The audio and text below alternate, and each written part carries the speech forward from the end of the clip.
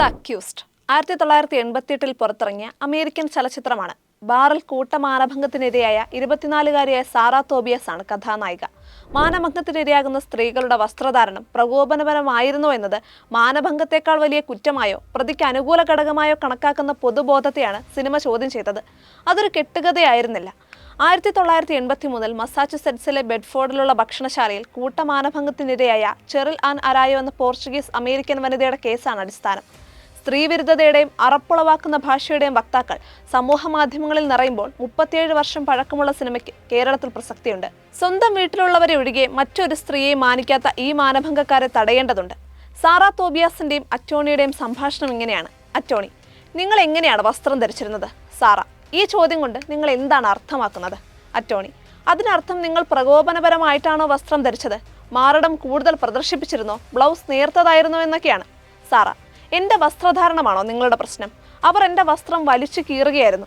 Attorney: അതല്ല, നിങ്ങളുടെ വസ്ത്രധാരണം നിങ്ങളുമായി ലൈംഗിക ബന്ധത്തിന് അവർക്ക് പ്രേരണയായോ എന്നാണ് ചോദിച്ചത്.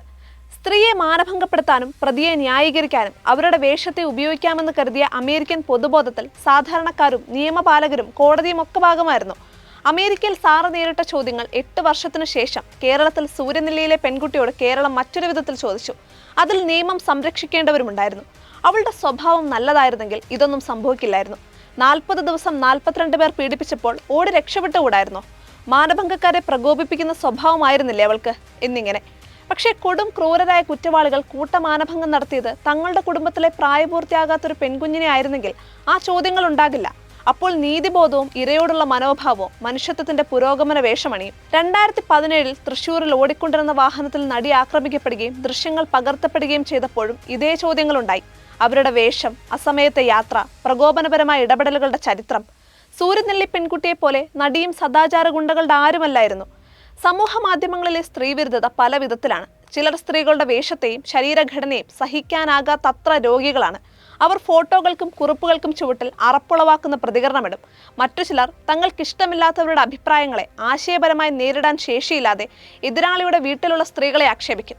സമൂഹ മാധ്യമങ്ങളിലെ മാനഭംഗമാണിത്. വ്യക്തികളെക്കുറിച്ചോ സംഘടനകളെക്കുറിച്ചോ സ്ഥാപനങ്ങളെക്കുറിച്ചോ ഇതര മതങ്ങളെക്കുറിച്ചോ അടിസ്ഥാനമില്ലാത്ത കുറിപ്പുകൾ ഷെയർ ചെയ്ത് നിർവൃതി അടയുന്നവരുടെ സാഹോദര്യം പങ്കുവയ്ക്കുന്നവരാണ് ഈ മാനഭംഗക്കാരും. ഷെയർ ചെയ്ത കുറിപ്പുകൾ വ്യാജമായിരുന്നെന്ന് തിരിച്ചറിഞ്ഞാലും ഇത്തരക്കാർ തിരുത്തില്ല. പരിഷ്കൃത ലോകത്തിനെതിരെയുള്ള ഈ ആക്രമണത്തെ നേരിടാൻ സമൂഹത്തിനും സർക്കാരിനും കൂടുതൽ പരിഷ്കൃത ചിന്തയും പോലീസിനും സൈബർ സെല്ലിനും കൂടുതൽ സാങ്കേതിക മികവും ആവശ്യമാണ്. മാന്യമായി വേഷം ധരിക്കുന്നത് നല്ലതാണ്. പക്ഷെ മറ്റുള്ളവരെ നല്ല വേഷം കെട്ടിക്കാനും കങ്കാരു കോടതിയാകാനും ശ്രമിക്കേണ്ടതില്ല. ശരീരഘടനയെക്കുറിച്ച് പറയുന്നത് സ്ത്രീത്വത്തെ അപമാനിക്കുന്ന കുറ്റമായി കണക്കാക്കാമെന്നുള്ള കേരള ഹൈക്കോടതിയുടെ കഴിഞ്ഞ ദിവസത്തെ ഉത്തരവും ശ്രദ്ധേയമാണ്.